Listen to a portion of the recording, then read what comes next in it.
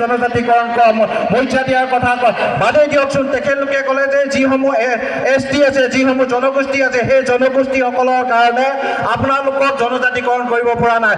তেওঁলোকৰ যদি উদ্দেশ্যই আছিলে আপোনালোকৰ এই জনজাতিকৰণ কৰা, তেতিয়াহ'লে কিয় তেওঁলোকে আগতে যে নেভাবিলে সেই জনগোষ্ঠীসকলে আপোনালোকৰ জনজাতি বিৰোধ কৰিব? তেওঁলোকে একমাত্ৰ আপোনালোকক ভোটৰ স্বাৰ্থত ব্যৱহাৰ কৰিবৰ কাৰণে এনেধৰণৰ প্ৰলোভন দেখুৱাইছে। সেইকাৰণে বিজেপি নেতৃত্বাধীন চৰকাৰখনক অসম জাতীয়তাবাদী যুৱ পৰিষদে মিছলীয়া বিজেপি দল তথা মিছলীয়া চৰকাৰ বুলি আমি সদায় কৈ আহিছোঁ।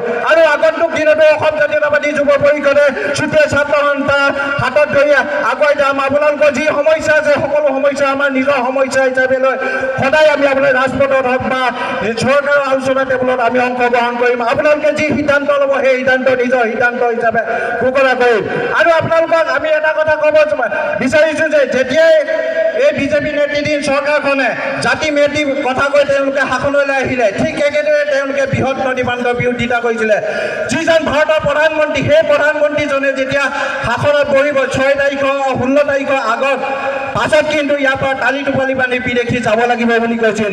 সেই আজি প্ৰধানমন্ত্ৰীজনৰ মুখত যে মিছা কথা কৈছে সেইটো পুনৰ প্ৰমাণ হৈছে। আৰু যিহেতু তেওঁ তাৰ জৰিয়তে সেই বিদেশী যিসকলে টালি টোপোলা বান্ধি যাব লাগিব বুলি কৈছিল সেইসকলক কিন্তু ৰঙা দালিচা পাৰি দিলে। জাতি মাটি ভেটি কথা কোৱা চৰকাৰখনৰ আজি অৱস্থা কিয় এনেকৈ হৈছে? সেয়ে আমি কৈছোঁ যে প্ৰত্যেক ক্ষেত্ৰতে একেলোকে অকল আমাক ব্যৱহাৰ কৰি আহিছে। সেইকাৰণে সময় থাকোঁতে আপোনালোকে এইসকলৰ বিৰুদ্ধে ব্যৱস্থা ল'ব লাগিব। আজি তেখেতলোকে যিসমূহ আঁচনি দিছে সেই আঁচনিসমূহে কিন্তু আপোনালোকক প্ৰলোভন কৰিবলৈ বিচাৰে। যদি আপোনালোকে সেই বিজেপি দলৰ সদস্য নহয় তেতিয়াহ'লে কিন্তু আপোনালোকক সেই আঁচনিসমূহৰ ভিতৰত অন্তৰ্ভুক্ত নকৰিম বুলি ভয় ভাবুকি দিয়া আমি দেখিবলৈ পাইছোঁ। আৰু যিহেতু আপোনালোকে জানে আমাৰ চুতীয়া যিসকল জনগোষ্ঠী আছে তাৰ ভিতৰতো বিজেপি বহু নেতা বা সদস্য আছে, সেইসকলৰ প্ৰতি আহ্বান জনাম। আপোনালোকে এই বিজেপি নেতৃত্বাধীন চৰকাৰখনে যদি আপোনালোকক চুতীয়া জনগোষ্ঠীসকলক জনজাতিকৰণ নকৰে, আপোনালোকে তেখেতলোকক জনাই দিয়ক যে এই যিসকল ৰাজনৈতিক দল আছে ৰাজনৈতিক দলৰ পৰা আমি কিন্তু পদত্যাগ কৰিম। আপোনালোকৰ 26ত ভালকৈ এটেকা দিবৰ কাৰণে আমি সাজু হৈছোঁ। যেতিয়ালৈকে এই মন্ত্ৰী বিধায়কসকলৰ কথাত আপোনালোকে হয় ভয় দি থাকিব তেতিয়ালৈকে কিন্তু আপোনালোকৰ কোনো সমস্যা সমাধান নহয়।